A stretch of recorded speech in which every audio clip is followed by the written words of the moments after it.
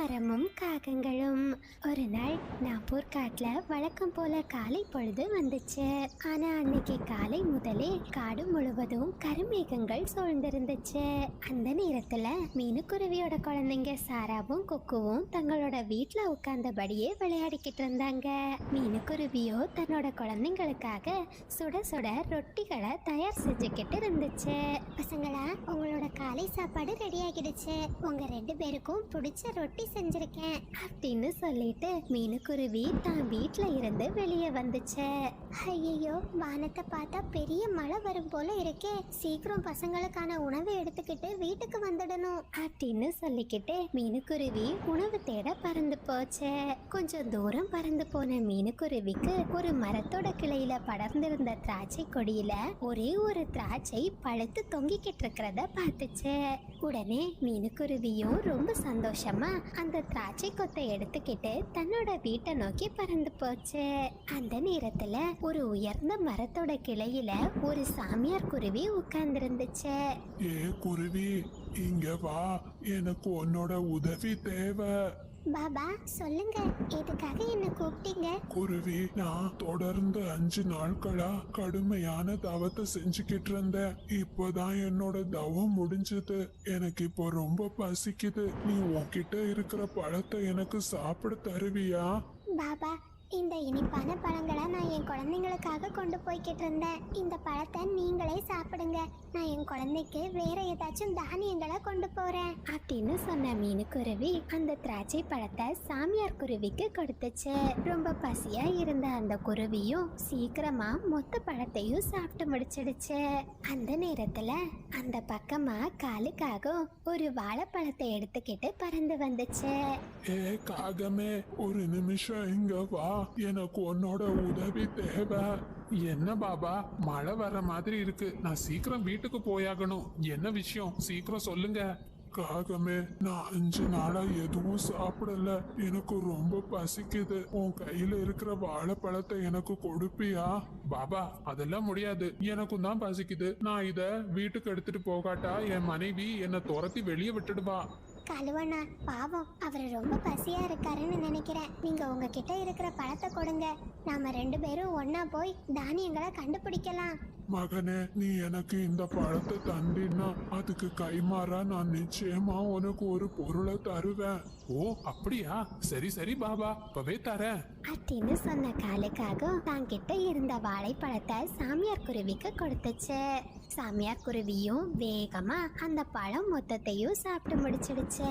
பாபா, பழத்தை கொடுத்தா ஏதோ ஒரு பொருளை தருவேன்னு சொன்னீங்கல்ல, சீக்கிரம் தாங்க. நான் வீட்டுக்கு போகணும், எனக்கு நேரம் ஆகுச்சு. நான் என்னைக்குமே வாக்கு மாற மாட்டேன் அப்படின்னு சொன்ன சாமியார் குருவி 2 விதைகளை மீனுக்குருவிக்கும் காலுக்காகத்துக்கும் கொடுத்துச்சு. பாபா, நீங்க என்னை இப்படி ஏமாத்துவீங்கன்னு நான் நினைக்கவே இல்லை. இந்த விதைகளால எங்களுக்கு என்ன பிரயோஜனம்? பறவைகளே, இந்த 2 விதைகள்ல ஒண்ணு இனிப்பான பழத்தை தரும், ஒண்ணு கசப்பான பழத்தை தரும். இது வேறயா? நான் சொல்றத முழுசா கேளுங்க. எது இனிப்பா இருக்கோ அது உங்களுக்கு கசப்ப கொடுக்கும், எது கசப்பா இருக்கோ அது உங்களுக்கு இனிப்ப கொடுக்கும் அப்படின்னு சொல்லிட்டு அந்த சாமியார் குருவி ஒரு நொடியில அங்கிருந்து மறைஞ்சிட்டாங்க. மீனு, எனக்கு எதுவுமே புரியல. ஆமா, இந்த 2 விதைகள்ல எது இனிப்பான பழத்தை கொடுக்கும்? பாபா சொன்னதை நீங்க கேட்கலையா? இனிப்பா இருக்கிறது கசப்ப கொடுக்குமா, கசப்பா இருக்கிறது இனிப்ப கொடுக்குமா. இதுக்கு அந்த சாமியாரே பரவாயில்ல போல இருக்கு. முதல்ல தானியங்களை கண்டுபிடிச்சிட்டு வீட்டுக்கு போலாம் அப்படின்னு பேசிக்கிட்டு காலுக்காகவும் மீனுக்குருவியும் தானியங்களை எடுத்துக்கிட்டு தங்களோட வீட்டை நோக்கி பறந்து போனாங்க. மீனுக்குருவியோ தன்னோட குழந்தைங்களுக்கு அந்த காஞ்ச தானியத்தை சாப்பிட கொடுத்துட்டு தான் வீட்டோட முன்னாடி அந்த விதைய மண்ணுல போட்டு மூடி வச்சது. என்னவா இருக்கும்? இனிப்பா இருக்கிறது கசப்ப கொடுக்குமா, கசப்பா இருக்கிறது இனிப்பு கொடுக்குமா? இந்த விதையில இருந்து பழங்கள் வந்தாதான் இந்த புதிருக்கான விடை கிடைக்கும். காலு, என்ன இது இனிப்பான பழங்களை கொண்டு வருவீங்கன்னு பார்த்தா இந்த காஞ்சு போன தானியத்தை எடுத்துட்டு வரீங்க. ஆமா, உங்க பக்கத்துல என்ன அது விதை? இத சாப்பிட்டா ரொம்ப இனிப்பா இருக்குமா? நீ வேற, நான் உனக்காக பழுத்த வாழைப்பழத்தை கொண்டு வந்தேன். வழியில ஒரு சாமியார் குருவி என்கிட்ட இருந்து வாழைப்பழத்தை வாங்கிக்கிட்டு இந்த விதையை எனக்கு கொடுத்துடுச்சு. எனக்கு மட்டும் இல்ல, மீனு குருவிக்கும் கொடுத்துருக்கு. சாமியார் குருவி தந்த விதை ரொம்ப சக்தி வாய்ந்ததா தான் இருக்கும் அப்படின்னு சொல்லிக்கிட்டு ராணி காகமும் தன்னோட வீட்டு முன்னாடி அந்த விதைய மண்ணுல போட்டு மூடி வச்சது. அப்படியே அன்னைக்கு ராத்திரி நேரம் வந்துச்சு. நாம்பூர் காட்டுல ராத்திரி நேரம் கடுமையான மின்னலோட மழையும் பெஞ்சுக்கிட்டு இருந்துச்சு. அந்த மழை நீர் அந்த விதை மேல விழுந்ததுமே அதுல இருந்து ஒரு செடி வளர ஆரம்பிச்சது. கொஞ்ச நேரத்திலேயே அந்த செடியில பூவும் பூக்க ஆரம்பிச்சிடுச்சு. காகங்களோட செடியில அழகான கருப்பு நிற பூக்கள் வந்துச்சு. அப்படியே மறுநாள் பொழுது விடிஞ்சது. என்ன அதிசயமா இருக்கு! ஒரு நாள் ராத்திரிக்குள்ள இந்த விதையில இருந்து செடி வந்து அது பூக்களையும் கொடுக்க ஆரம்பிச்சிடுச்சு அப்படின்னு சொல்லிக்கிட்டு மீனுக்குருவி வழக்கம் போல இறை தேடுறதுக்காக அங்கிருந்து பறந்து போச்சு. அதே நேரத்துல காகங்களும் தங்களோட செடியில இருந்து பூக்கள் வந்திருக்கிறத பார்த்து ஆச்சரியப்பட்டாங்க. வா, மீனு குருவியோட செடியில என்ன பூ பூத்திருக்குன்னு பார்த்துட்டு வரலாம் அப்படின்னு பேசிக்கிட்டு ரெண்டு காகங்களும் மீனுக்குருவியோட வீட்டை நோக்கி பறந்து போனாங்க. காலு, என்ன இது? நம்ம செடியில மட்டும் கருப்பு பூ பூத்திருக்கு, இந்த குருவியோட செடியில வெள்ளைப்பூ பூத்திருக்கு. ராணி, அந்த சாமியார் குருவி விதைகளை தரும்போதே சொல்லிதான் தந்துச்சு. இந்த 2 விதைகள்ல ஒண்ணு கசப்பா இருக்குமா, ஒண்ணு இனிப்பா இருக்குமா. அப்படின்னா நம்ம விதையில கருப்பு பூ பூத்திருக்கு, நமக்கு தான் கண்டிப்பா கசப்பான பழங்களா இருக்கும். ஆனா நான் அதை நடக்க விட மாட்டேன். இன்னைக்கு ராத்திரியே 2 செடியையும் மாத்தி வச்சிடுறேன் அப்படின்னு பேசிக்கிட்டு காகங்கள் மறுபடியும் தங்களோட வீட்டுக்கு பறந்து போனாங்க. அப்படியே அன்னைக்கு ராத்திரி நேரம் வந்துச்சு. காகம் மீனுவோட வீட்டுல இருந்த செடியை பிடுங்கி தன்னோட வீட்டுல நட்டு வச்சது. தான் வீட்டுல இருந்த செடியை எடுத்து மீனுவோட வீட்டு முன்னாடி நட்டு வச்சது. மறுநாள் காலையில மீனுக்குருவி தன்னோட செடிக்கு தண்ணி ஊத்துறதுக்காக அதனோட பக்கத்துல வந்துச்சு. ஒரே மாயாஜாலமா இருக்கு. நேற்றுக்கு வெள்ளை நிற பூக்கள் பூத்திருந்துச்சு, இன்னைக்கு திடீர்னு அது கருப்பா மாறிடுச்சு அப்படின்னு சொல்லிக்கிட்டு மீனுக்குருவி அந்த செடிக்கு தண்ணீர் ஊத்துச்சு. இப்படியே ஒரு 5 நாட்கள் கடந்து போச்சு. அந்த கருப்பு பூக்கள்ல இருந்து கருப்பு நிற ஸ்ட்ராபெரி பழங்கள் வந்திருந்துச்சு.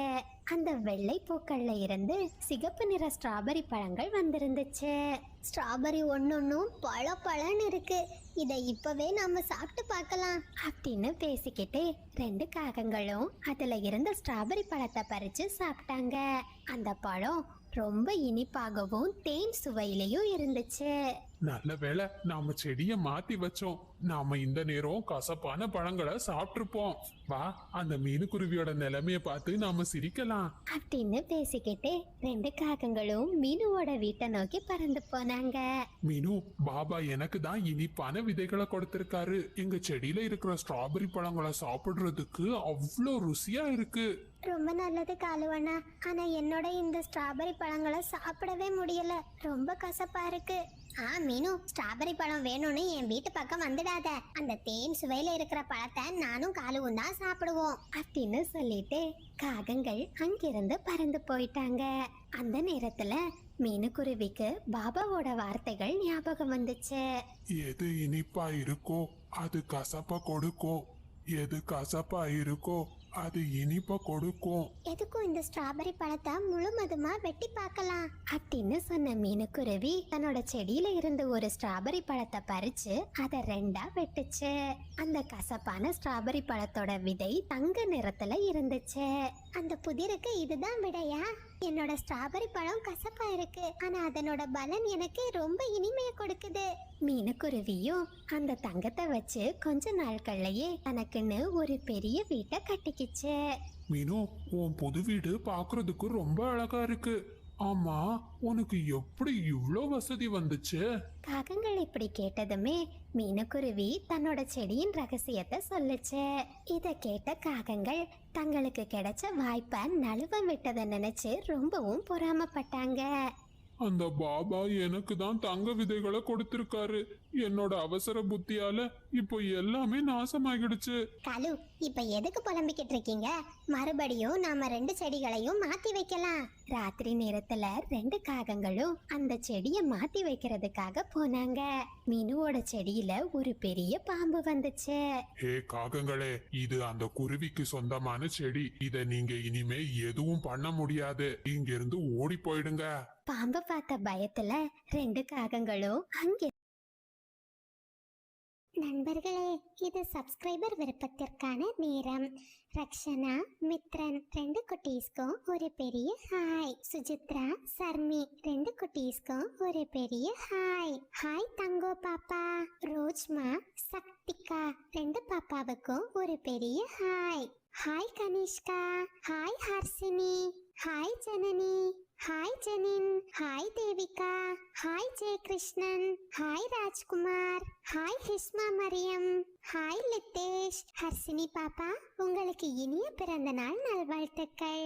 ஹாய் பிரியா, கீர்த்திகா, லோகேஷ், அகல்யா பாண்டி எல்லா குட்டீஸ்க்கும் ஒரு பெரிய hi. Hi Amali. Hi Harsha. Hi Faha. Hi Diana. Hi Kalpana. நீங்கள் அனைவரும் அளித்து வரும் அன்புக்கும் ஆதரவுக்கும் மிக்க நன்றி.